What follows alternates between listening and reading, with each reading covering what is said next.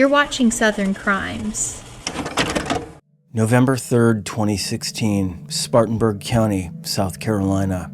The green metal shipping container sits isolated on a 100-acre property, surrounded by dense woods and silence.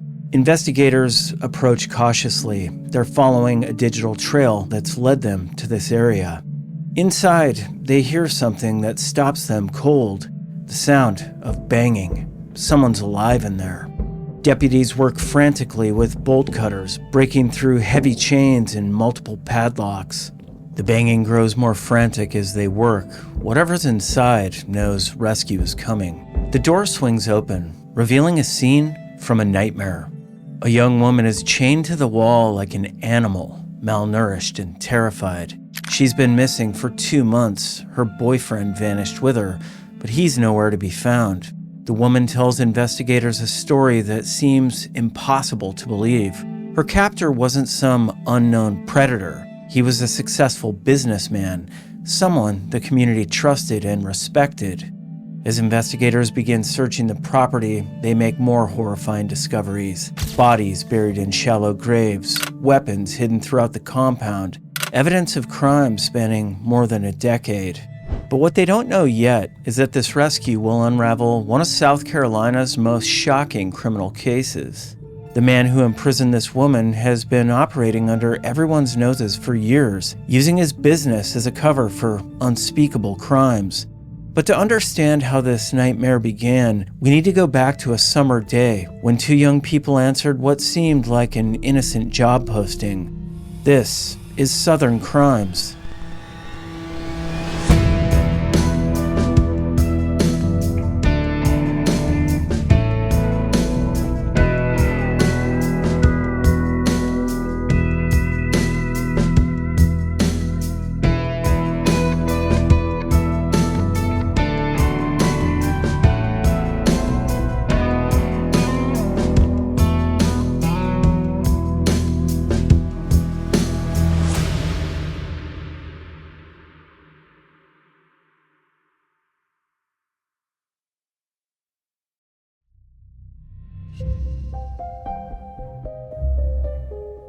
August 31st, 2016, Anderson County, South Carolina. Kayla Brown and Charles David Carver are young, in love, and looking forward to their future together. Kayla is 30, working multiple jobs, including a cleaning business that serves real estate agents throughout the area. Charlie is 32, known to friends and family as a gentle soul with a generous heart. The couple lives together in Anderson and have been dating for several months. Their relationship is serious. Both have overcome personal struggles and seem to have found stability and happiness with each other. It's late in the morning, and Kayla and Charlie receive what seems like a legitimate job opportunity.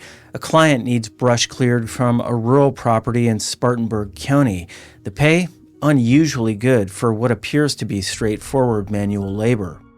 The job comes through Kayla's cleaning business. This type of outdoor work is a natural extension for the services she offers. In fact, the client is someone she's worked with before, a successful businessman with a solid reputation. So, later that morning, Kayla and Charlie drive to the remote property, expecting to spend the day doing landscaping. They have no reason to suspect danger, but they never make it back home. In the following days, without hearing from Kayla and Charlie, their families began to sense that something was off. Family members contacted friends, checked hospitals, and drove routes the couple might have taken. When these efforts yielded nothing, well, they decided to contact law enforcement. What followed was an intensive missing persons investigation. Multiple law enforcement agencies joined the search. Helicopters swept the countryside, while ground teams checked abandoned buildings and remote areas. Hundreds of volunteers joined the effort, combing through woods and fields. Social media campaigns spread Kayla and Charlie's photos across the region. Their faces appeared on missing persons flyers posted throughout the upstate. Local news stations ran regular updates, hoping someone had seen them. But as days turned into weeks, the search efforts were hampered by one crucial problem. No one knew exactly where Kayla and Charlie had gone that day. The job they'd been hired for was off the books, and their client had been careful not to leave an obvious trail. Adding to the mystery were strange posts that began appearing on Charlie's Facebook account following their disappearance.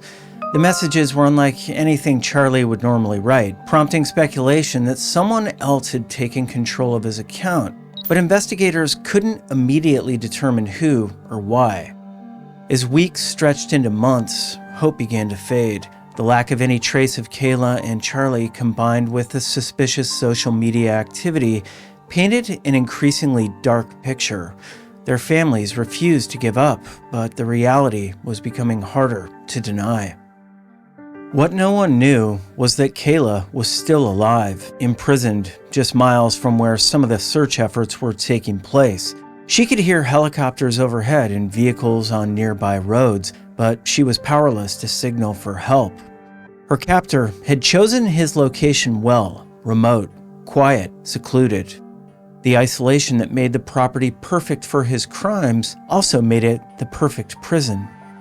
For more than 2 months, Kayla endured unimaginable horrors while her family and friends desperately searched for answers.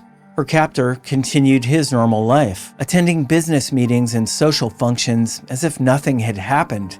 But he'd made some mistakes, small errors that would eventually lead investigators directly to his door and expose a web of violence that stretched back decades. The search for Kayla and Charlie was about to uncover something much darker than a soul kidnapping, and it would connect their disappearance to a cold case that had haunted investigators for 13 years.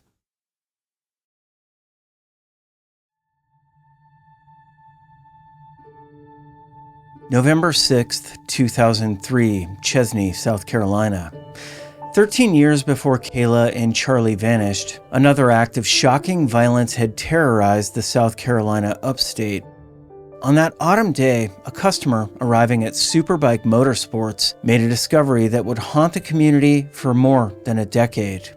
4 people lay dead inside and outside the motorcycle dealership. The victims were shop owner Scott Ponder, 30, service manager Brian Lucas, 29, mechanic Chris Sherbert, 26, and bookkeeper Beverly Guy, 52, who was Ponder's mother. The crime scene told a story of deliberate execution. All 4 victims had been shot multiple times with a 9mm handgun. 18 shell casings, some brass, others nickel-plated, were scattered all around the scene. The killer had entered through the back of the shop and methodically murdered everyone present before fleeing. Nothing appeared to have been stolen. The cash register was untouched. Expensive motorcycles and parts remained in place. Whatever had motivated this massacre, well, it wasn't robbery. The murder sent shockwaves through the small community of Chesney. The victims were well-known and well-liked, with no apparent enemies who might want them dead. The randomness and brutality of the crime left residents feeling vulnerable and afraid. Despite an intense investigation involving multiple law enforcement agencies, the case quickly went cold. Over the years, 27 confiscated guns would be tested to see if they matched the shell casings found at the scene. The casings were even sent to England to see if new technology could find fingerprints. But investigators had few solid leads and no clear motive. Scott Ponder's widow, Melissa, became a tireless advocate for keeping the case in the public eye. She organized memorial rides, offered rewards for information, and regularly contacted investigators. Her determination kept hope alive that the killer would eventually be caught. But as years passed without arrests, the Superbike murders began to fade from public consciousness. It seemed destined to become just another unsolved crime that would haunt the community. What investigators didn't know was that the killer hadn't disappeared at all. He remained in the open, building a successful business and cultivating relationships in the very community he'd terrorized. But things were about to change. The investigation into Kayla and Charlie's disappearance was about to provide the breakthrough that investigators had been waiting for. But first, investigators had to piece together the evidence scattered across a 100-acre property, a property that held secrets darker than anyone could have imagined.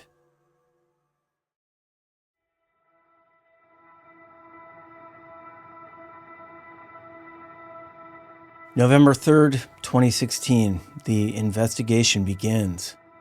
The rescue of Kayla Brown is only the beginning. As investigators begin processing the remote property where she's been held captive, they realize they're dealing with something far more complex than a kidnapping. The 100-acre tract is a carefully designed criminal enterprise. The shipping container where Kayla's been chained is just one element of a larger infrastructure that includes burial sites, storage areas, and sophisticated security measures. As Kayla receives medical treatment, she begins telling investigators what happened. Her account is devastating. Charlie was killed in cold blood the moment they arrived at the property. She'd been kept as a prisoner for more than 2 months, subjected to repeated assaults and psychological torture.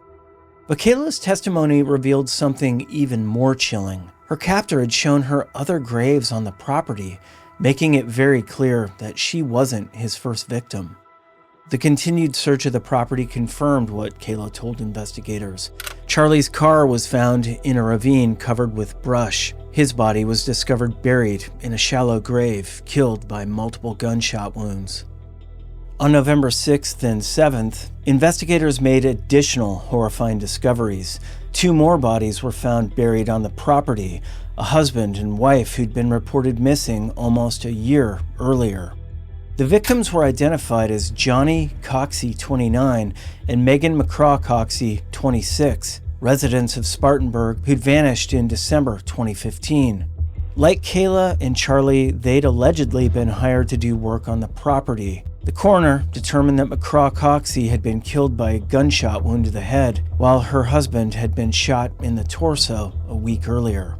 The discovery of multiple victims suggested a pattern of predatory behavior spanning at least a year, but investigators suspected the crimes went back a lot farther. A search of the property's buildings uncovered a disturbing arsenal. Investigators found numerous weapons, including 9mm pistols fitted with suppressors, semi-automatic rifles, and an undetermined amount of ammunition. The sophistication of this weapons cache suggested someone with extensive knowledge of firearms and a long-term plan for violence. Perhaps most chilling was a discovery that revealed the perpetrator's twisted mindset. Investigators found evidence that he'd been documenting his crimes and even joking about them online. Amazon product reviews written under his name told a horrifying story. One review for a padlock stated, "Solid locks. Have 5 on a shipping container. Won't stop them, but sure will slow them down till they're too old to care." Another, written for a folding shovel, read, "Keep in car for when you have to hide the bodies and you left the full-size shovel at home.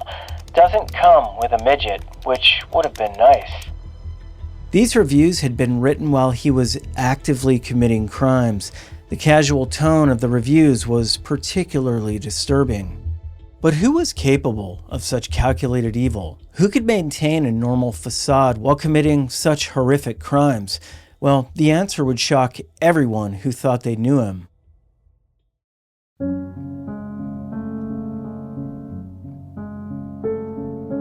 To everyone who knew him, Todd Kohlhepp was the embodiment of the American dream. I mean, he'd built a successful real estate empire with a firm that employed a dozen agents and was recognized throughout Spartanburg and surrounding counties. His company, TKA Real Estate, was known for closing deals that others couldn't. Clients described him as professional, knowledgeable, and results-oriented. He'd been recognized as a top-selling agent in the Carolina region and seemed to understand the local market better than most. His success had made him wealthy, allowing him to purchase multiple properties and live the lifestyle of a successful entrepreneur. But the contrast between Todd's public persona and his private crimes was staggering. While he was helping families find their dream homes by day, he was planning and executing murders by night. Todd had used his position to gain detailed knowledge of remote properties, empty houses, and vulnerable people. His clients trusted him implicitly, giving him access to their homes and personal information. Some of his victims, including Kayla Brown, had been people he met through his real estate work. But Todd Kohlhepp's path to success had been built on a foundation of deception and violence that stretched back decades. Born in Fort Lauderdale in 1971 and adopted by Nicholas and Frances Colehep, Todd showed troubling signs from an early age. As a child, he was described as a compulsive liar who seemed incapable of telling the truth about even minor matters. He exhibited violent temper tantrums that appeared without warning. Despite having above-average intelligence with an IQ of 118, he consistently underperformed in school and clashed with authority figures. The warning signs escalated dramatically when Todd was 15 years old. On November 25, 1986, he committed a crime that revealed his capacity for violence. He kidnapped a 14-year-old girl in Tempe, Arizona, threatening her with a .22 caliber revolver before taking her to his home. Todd was charged with kidnapping, sexual assault, and committing a dangerous crime against children. In 1987, he pleaded guilty to the kidnapping charge and was sentenced to 15 years in prison and registered as a sex offender. During his time in prison, Todd earned a bachelor's degree in computer science from Central Arizona College and appeared to be a model prisoner after his 20th birthday. After serving 14 years, he was released in August 2001 and moved to South Carolina, where his mother was living. It was in South Carolina that Todd began his most dangerous reinvention. Despite being registered as a sex offender, he managed to obtain a real estate license on June 30th, 2006, after lying about his felony charge on his application. The oversight that allowed this to happen would have deadly consequences. In May 2014, Todd purchased the property that would become his killing ground. Nearly 100 acres of land located 9 miles from the community of Moore. He then spent $80,000 to install a fence around the entire property, creating the perfect isolated location for his crimes. To those who knew him, the property seemed like a successful businessman's retreat. Todd told people he planned to use it for hunting and recreation, but the reality was far darker. He was creating the perfect location for torture, murder, and disposal of evidence. Now, with Todd finally in custody, investigators were about to learn the full scope of his crimes, including the resolution to a 13-year-old cold case.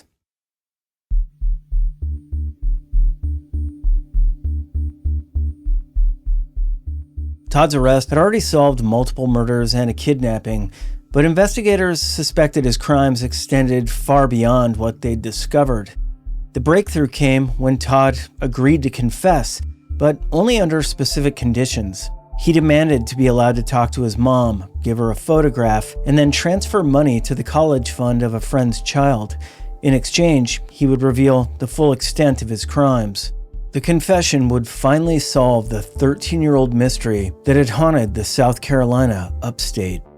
Todd admitted to being the gunman who'd walked into Superbike Motorsports on November 6th, 2003, and systematically executed 4 innocent people. The cold case that had consumed investigators for over a decade was finally solved. But Todd's motive was as shocking as the crime itself. According to his confession, he'd been a customer at the motorcycle shop and had become enraged when employees allegedly mocked his motorcycle riding abilities. In Todd's twisted mind, this perceived slight justified mass murder. His account revealed the depth of his narcissism and complete lack of empathy. He described returning to the shop armed with a 9mm handgun, determined to exact revenge for what he saw as disrespect. Scott Ponder, Brian Lucas, Chris Sherbert, and Beverly Guy had simply been in the wrong place when Todd's rage boiled over. After the Superbike murders, Todd basically continued his life as if nothing had happened.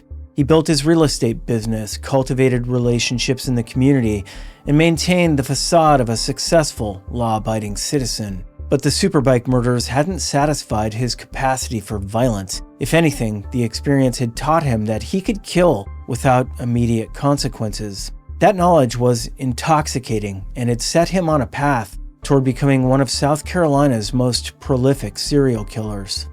Todd's confession also put his disturbing Amazon product reviews into context. The jokes about padlocks, shovels, and hiding bodies, they weren't just dark humor. They were a killer's way of documenting his crimes right out in the open. His arrogance had led him to believe he could mock his victims and taunt law enforcement without consequence. The confession brought long-awaited closure to the families of the superbike victims. Melissa Ponder, Scott's widow, finally learned who'd killed her husband and why. The knowledge was painful, but also provided a sense of resolution that had been missing for over a decade. But even as Todd confessed to his known crimes, he hinted that there were more victims. When his mother asked how many people he'd killed, his response was chilling. "You don't have enough fingers to count." During interrogation, Todd claimed he'd shot a victim in Arizona, leading authorities there to begin investigating unsolved homicides from the 1980s and early 2000s. For the families of all Todd's victims, the confessions brought a mixture of relief and anguish. They finally knew what had happened to their loved ones, but those answers came with the devastating knowledge of the suffering their family members had endured. Now, it was time for Todd Kohlhepp to face justice for his crimes.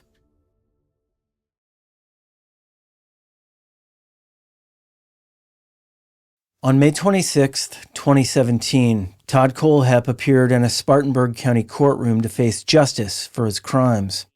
In a plea agreement designed to spare him the death penalty, he pleaded guilty to 7 counts of murder, 2 counts of kidnapping, and 1 count of criminal sexual conduct. The judge sentenced Todd to 7 consecutive life sentences without the possibility of parole, plus an additional 60 years. The sentence ensured that Todd would never again be free to harm innocent people. The hearing was emotional for the victims' families, who finally had the opportunity to address their loved one's killer directly. Melissa Ponder spoke about the 13 years of uncertainty her family had endured. Kayla Brown showed remarkable courage in facing her captor, her survival and testimony crucial to ensuring justice. Todd showed little emotion as he admitted to the crimes, maintaining the cool demeanor that had characterized his interactions throughout the investigation. Initially housed at Broad River Correctional Institute, Todd's story didn't end with his conviction. In 2025, a Fox Carolina investigation revealed he'd been trying to profit from his crimes while in prison, plotting to sell autographed memorabilia through his prison tablet. The discovery that Todd was continuing to torment victims' families from behind bars led to his transfer to Supermax confinement. He now has no visitors, no phone access, and no tablet, monitored by cameras 24 hours a day with only 1 hour outside his cell daily. Todd's case prompted significant changes in South Carolina law.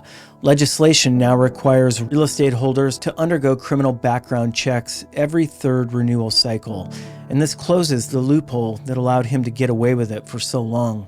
For the South Carolina upstate community, Todd's crimes served as a sobering reminder that evil can hide behind the most ordinary facades. The victims, Scott Ponder, Brian Lucas, Chris Sherbert, Beverly Guy, Johnny Joe Coxey, Megan Leigh McCraw Coxey, and Charles David Carver were more than just names in a case file.